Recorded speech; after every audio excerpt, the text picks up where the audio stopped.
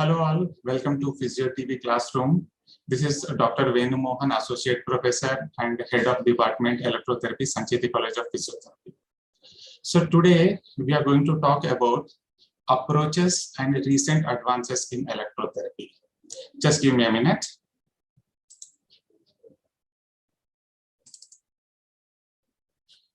So a lot of people have a doubt whether electrotherapy works or doesn't work, this modality works or doesn't work. So today, I'll just brief how electrotherapy can be effectively utilized. So today's objective of my session is how important is electrotherapy in physiotherapy, then how to take an appropriate clinical decision in electrotherapy, and the bioelectricity, that is endogenous electrical activity in the body, then what are the approaches to be followed in electrotherapy, and finally we'll be covering the recent advances in electrotherapy. So we have, in recent advances, we have Tecar therapy, then we have extracorporeal shockwave therapy, then we have high power laser, which we have named it newly as photobiomodulation. And then we have the direct current stimulation. Then we have pulsed electromagnetic field stimulation, which otherwise is called as pulsed shockwave diathermy. And then we have electrical microcurrent stimulation therapy. And we have many more, but these are some listed here. So in this session, today we'll be covering the Tecar therapy apart from the approaches. So if you see, electrotherapy has been an important component of physiotherapy practice. It has been since early days and it is continued being a part of physiotherapy. Now, if you see the early model of electrotherapy, so we were based on the modality, its therapeutic effects, its physiological effects, and then the energy delivery and the dosage calculation and the treatment session. So this was the early model of electrotherapy. But the modern concept of electrotherapy actually deserves to be evidence-based, so that we use the modalities very judiciously. The modality cannot think by itself. It is we who have to take the decision which modality to be used, what should be the output, and whether it is appropriate for the condition. So this can be easily framed by the evidence-based practice. So if you see how to make an appropriate clinical decision, we have the following steps. First, we should know whether it is used at the right place. Second one, at the right time for the right reason. And then third one, whether it has that phenomenal capacity to do good. Only then it can be utilized. Suppose if it is used unwisely, it may not be useful at all, or sometimes it can make the condition worse. So now how to make this clinical decision making? So here what we are doing is, we are using a physical energy, applying it on the tissues, and then we are trying to find out whether what are the effects of this treatment, what physiological effects, what therapeutic effects. But actually it should be a bit different. So here the Tim Watson, in his current concepts of electrotherapy, what he explains is we need to think it in a reverse order. First, you need to identify the nature of the problem that is to be addressed. Then what are the physiological changes that are needed in the place and how to achieve these effects. And then you have to decide the modality which most suits our requirement and based on the evidence. So then only our treatment will be effective. And finally, an appropriate dose is very important. And this is also again decided on the evidence basis. Now, this concept everybody should understand. Previously, it was thought that the endogenous electrical activity, we were thinking that only the muscles and nerves, that they are the excitable tissue and they have the electrical activity. But now we know that every cell has some electrical activity within it, which we call it as the bioelectricity. When there is a pathology, these potentials are changed or altered. If you see, the membrane potential decreases to the -50 millivolt, whereas the normal membrane potential is the -70 millivolt. So this itself shows you that in a pathological cell, there is altered electrical activity. So this bioelectricity is a very huge topic. I'm just introducing this to you. Next. So here, coming to the approaches of electrotherapy. So there are basically two approaches which are followed. First one is to deliver sufficient energy and to overcome the energy of the membrane, and that means you are actually forcing the membrane to change its behavior. The second approach is that you actually deliver much smaller energies, a very little energy, and you don't force the membrane to change, but you tickle it so that it improves itself, it heals itself, and then becomes a normal cell. So in this low energy, the membrane tickling produces the membrane excitement. And then this membrane excitement will produce the cellular excitement, and it helps it to heal. So basically, if you want example for each, I can give you. The first one, where you are delivering high energy, this is high power lasers, high power laser therapy. Whereas in the second one, where you are using pulsed or low level energy, which is low level lasers or pulsed ultrasound or pulsed shortwave therapy. These are the examples for the second approach where you are using small energy levels. Now, this is a big debate, continuous versus pulsed, which is better. So in ultrasound, now we got much more evidence that we require very little energy and the results are very good. So this is one small study which I'm displaying you, where the effectiveness of continuous pulsed ultrasound is used. Continuous and pulsed ultrasound is compared for the management of knee osteoarthritis. In this, actually the results were very interesting.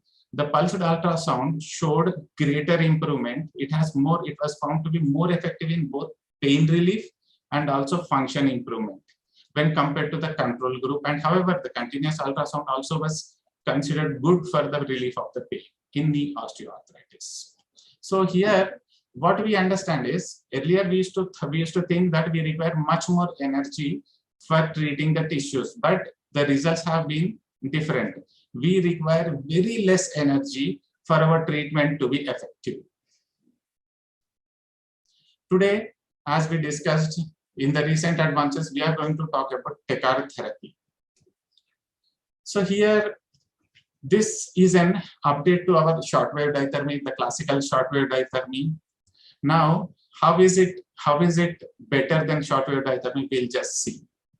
So the term Tecar therapy. So this term is TECAR. So this has that there is a transfer of energy, and the means of transfer of energy is either by capacitive method or resistive method. So there are two electrodes, the capacitive electrode, resistive electrode, who make a Tecar therapy. That means transfer of energy by capacitive and resistive methods. So this is Tecar therapy. Now, what is great in this? What is special in this? So I'll tell you, the special thing here it is that this is a method just like SWD. This also produces endogenous heat. That means the heat is not conducted from the other modality, but the heat is produced within the tissue.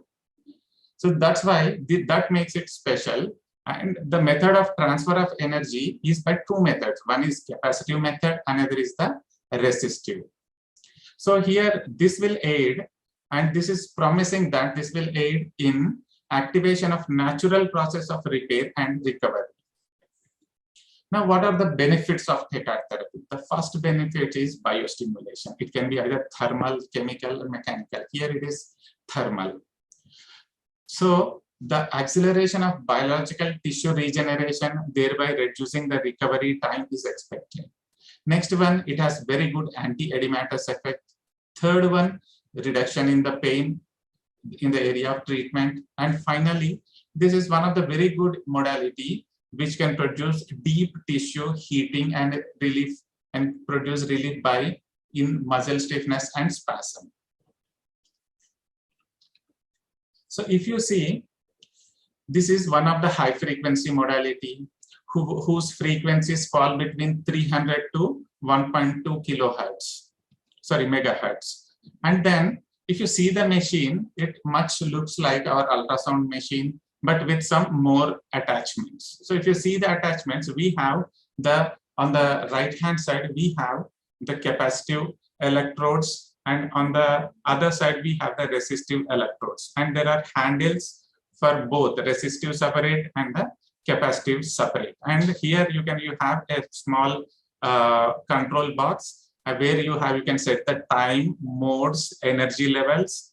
And here in the lower picture, we have the resistive electrodes, capacitive electrode, and then a return path, or which we call it as the indifferent electrode in the other electrotherapy. Now let's talk about the modes of application. Primarily, there are two modes of application. The first one, resistive mode. The other one, second one, is the capacitive mode.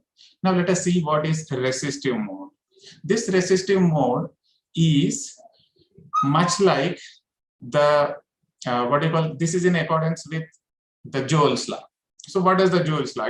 It says that the quantity of heat produced in any circuit is directly proportional to the square of the intensity and the resistance and the time. That means here all the resistances in the body are going to get heated. So what are the tissue which has less blood supply, which has less fluid, that is ligaments, hard tissues, tendons, and the joints. These are the tissues which have more resistance. Hence, these are the areas where much of the heat is produced when we use a resistive mode. And when it comes to the capacitive mode, here the tissue where there is concentration of fluid, where there is, that means which has good blood supply, which has more liquid content, these are going to get heated up. So the basic idea of this modality is that this is capable of heating both the tissues which have more fluid, the tissues which have less fluid. That means which has more resistance, which has less resistance. And we have one interesting combination mode where for some time it can be resistive and for the other time it can be capacitive method, so that all the tissue in the treatment area get equally heated up. Now, the frequency plays a key role here. It decides the depth. So here if you see 1 megahertz produces a superficial heating, whereas 500 semi-deep heating, and the third one produces deep heating. So these are the roles of frequencies. Now coming to the effects. So we have thermal, like we used to study in ultrasound and all the else ones, thermal and non-thermal effects. So when the output is minimal, that is light output, we have biostimulation, as we discussed in the early approaches. So there is no increase in the temperature, but this will stimulate the metabolism and the lymphatic drainage. So this can be used in acute inflammatory conditions. Second one, where you use moderate heat, at that time we actually see very little rise in the temperature, and this will improve the microcirculation and improve the drainage, the oxygenation, and the tissue metabolism. And this is suitable for subacute and healing tissues. Now coming to the hyperactivation, that is where the heat is very intense, where you are having primarily the thermal effects. You see the hemodynamic flow, vasodilation, and then it reduces the tissue tension, and it also helps in the process of regeneration. So these are the three modes which we commonly use. Next effect is analgesic effect, because Tecar therapy is known to reduce the pain faster than any other previous modalities. So how does it do?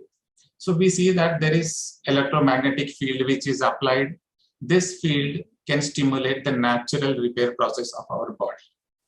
Then we see that there is hyperpolarization of the fast fibers, and this is generated by the oscillation. Because this is high frequency current, there is a rapid oscillation in the magnetic field, and this will inhibit the passage of pain signal. Next, there is stimulation, microcirculation improvement, and there is rebalancing of the membrane potentials. Thereby, it helps in release of the endorphins. So by these three mechanisms, there is a pain relief.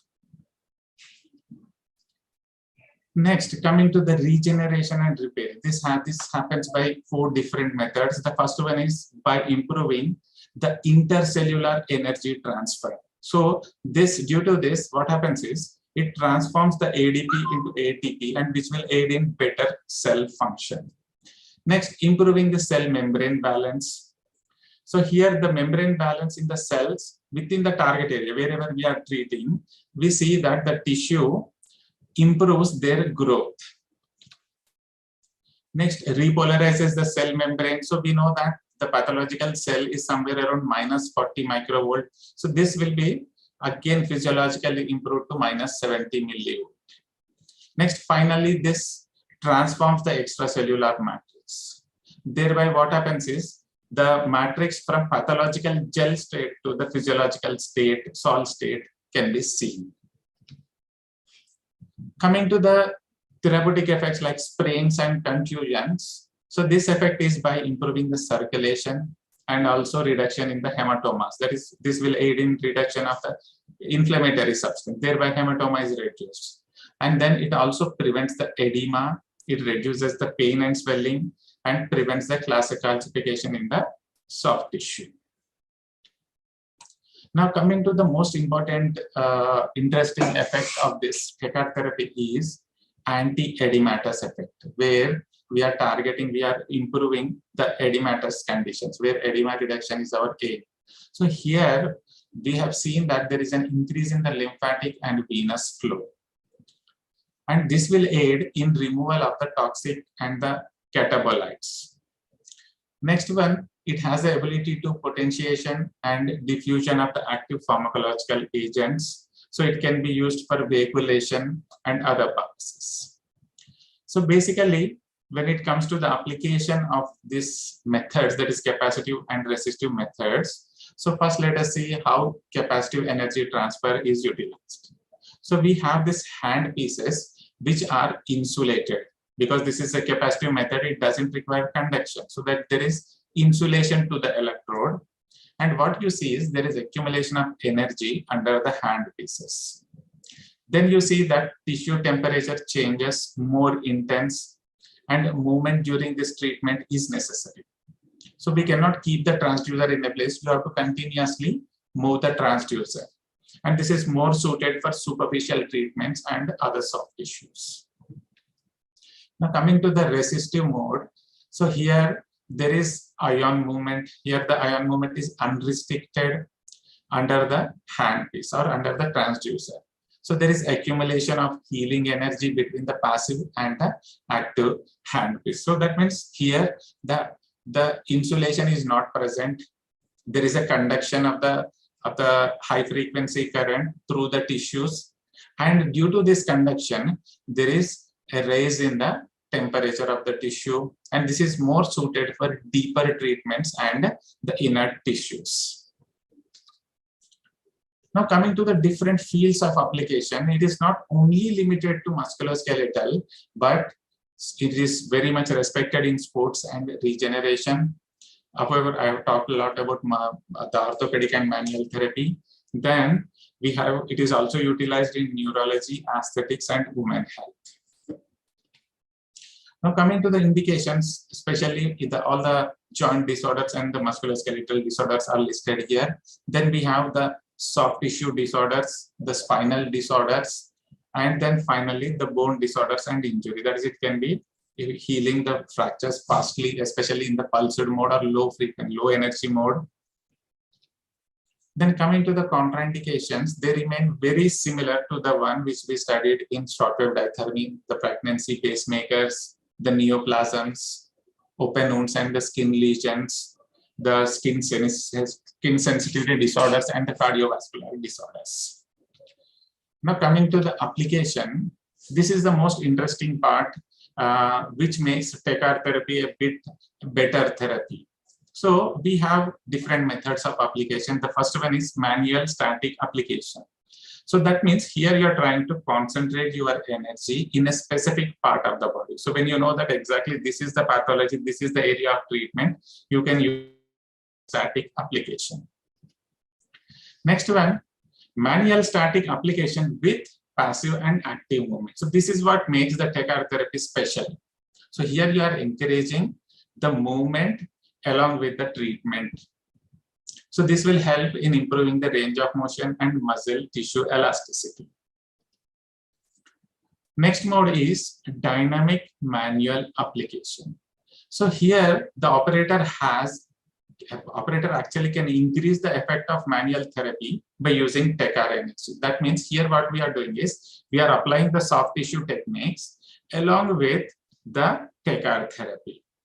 So here the advantage is that it can deliver energy to the hard tissues which have low water content such as bone, cartilage, and the major tendons by using resistive mode, or you can apply it to the other soft tissue which has good blood supply by capacitive mode.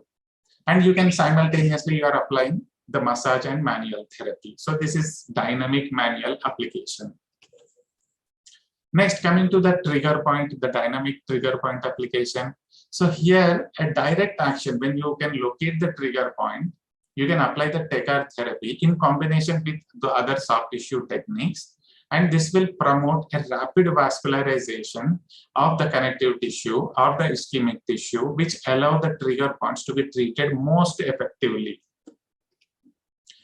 Now, one more advantage with Tecar therapy is you can use a lot of fascia tools. So that means you can actually mobilize the soft tissue using the fascia tools, and the Tecar therapy has its own effect. So we have different types of fascia tools available for treating different areas in different conditions. You can use tendinitis, trigger point, plantar fascia, ligament injuries, post-surgical conditions, etc. Next, the manual application with dynamic electrode. So that means here, previously there was a fixed return electrode and the active electrode was placed in the treatment area. In this method, you can move both the electrodes when you have to treat a larger area or ununiform area. So here the electrode, the second electrode is substituted by the hand sometimes, and it can be moved during the therapy rather than by keeping it a fixed point. Next, there is one more very useful mode. When we have a lot of patients in OPD, we can go for an automatic application with the active manipulation. So here what we are doing is, we are keeping the machine on the automatic mode, and the operator can do something else, and the patient is safe because there is a safety button. So the safety button, you can see in the hand of the patient, there is a safety button. If they have any discomfort, they can switch off the machine. So this is an automatic application or automatic mode. Next, we have a bipolar manual focused application. So when you know that when the injury is very superficial and very small area, you can use this bipolar applicator. It has both the electrodes. That is, you can see that it has one outer electrode and one inner electrode. So the energy is concentrated between these two electrodes, and you can treat the area with very less power, and you can treat the superficial areas, and the treatment effect will be maximized in that area. Next interesting application is ventilation. Just like phonophoresis in ultrasound, iontophoresis, we have here transdermal vehiculation. So here you can use this method for propelling certain material through the skin. So that's why it is called as transdermal vehiculations. This can be used for treating some pathologies which are superficial. Now let us see what does the literature say. So here this is one study which I have listed, where the Tecar therapy effect is measured by using temperature and perfusion of the skin and microcirculation. So this was actually a pilot study. So here the aim of this study was to determine the effectiveness of Tecar therapy. So they administered Tecar therapy in both the capacitive and the resistive mode. They used the following, that is, the first one is intramuscular blood flow. Then the second one is perfusion of the skin microcirculation and the skin temperature. So these were the three methods by which they evaluated. They had 10, the population was 10, 4 female and 6 males. And they have used both the modes, that is resistive, capacitive, and they have even kept one placebo mode. a placebo group. So these 3 experimental sessions, they were planned, and they used the first resistive, then capacitive, and finally the placebo separately. Now, to prevent the carryover effects, there was a washout period of 1 week. And these outcome measures, that is intramuscular blood flow, the perfusion of the skin microcirculation, and the skin temperature, they were measured pre and post Tecar therapy application. And this was done by using Doppler sonography, the laser speckle contrast imaging. So these are the 2 techniques which can actually detect the changes in the tissues, deeper tissues. And finally, infrared thermography. So the forearm of the flexor aspect of the forearm was selected. And then these are the 3 images which show you. The first one, A, is showing you the Doppler image, the power Doppler image, which can actually assess the circulation of the tissue. Second one, the B, is the filtered power Doppler of the same one, where it can clearly see the blood flow area. And the third one is the histogram, which will show you the intensity. So now, this is one of the participants, the image. Here you can see the pre and post Tecar therapy changes in the tissue. So here this image is showing you the images before and after Tecar therapy application. So on the right side, in these 2 images, you can see the brighter dots in the post image, which represents that there is increased perfusion after Tecar therapy treatment. And the results. So when compared to the placebo, both have statistically significant differences. And you can see that the resistive modality compared with placebo was capable to induce significant change in the intramuscular blood flow. So both the perfusion and the blood flow were improved. In another study, it was in physical therapy in sports. So here they used 14 recreational male runners, and in them they tried to find out how there is recovery after the performance. So there were 2 outcome measures. The first one was physiological, second was biomechanical. In physiological, they have been considering running economy, oxygen uptake, respiratory exchange ratio, ventilation, heart rate, blood lactate concentration. These were the physiological parameters. Coming to the biomechanical parameters, they considered step length, stride angle, height, frequency, contact time, swing time, contact phase, support phase, and push-up phase. So here this parameter was used during 2 incremental treadmill running tests. And these were performed 2 days apart, for one after the other, and after an exhaustive training session. So that means they were divided into 2 groups. The first group received the Tecar therapy treatment. The second one were receiving only passive rest after the exhaustive performance. Then there was a washout period of 2 weeks. Then the first group received Tecar, the passive, that is Tecar therapy group received passive rest. The passive rest group received Tecar therapy in the second session. And the results are like this. The intervention was like this. So first one, they were used, they were stoked distal to proximal with moderate pressure. And the treatment session was 15 minutes. And they started first with capacitive energy transfer was 10 minutes, then followed by a resistive method. So the sequence is the following. First 1 minute for the sole of the foot, then 1 minute on the Achilles tendon, 1 minute on the soleus muscle, 3 minutes on the triceps muscle, 3 minutes on the tibialis anterior muscle, 4 minutes on the hamstring muscles, 1 minute on the adductor muscles, 1 minute on the IT band of the right and left lower extremity, and another 10 minutes with the capacitive plate again. So this inactive or the return electrode was placed on the sole of the foot of each foot with an elastic band, which we can see here. So the results were like this. We have compared it for 10 kilometers per hour, 12 kilometers per hour, 14 and 16, and these are the figures. These are the figures when the groups have changed after the washout period. And the results show that the Tecar therapy intervention enhances the biomechanical parameters in the recreational runners after an exhaustive session, more than the passive rest. So this was found to be generating more efficient running pattern without affecting their physiological parameters. So Tecar therapy is really improving the performance of the athletes.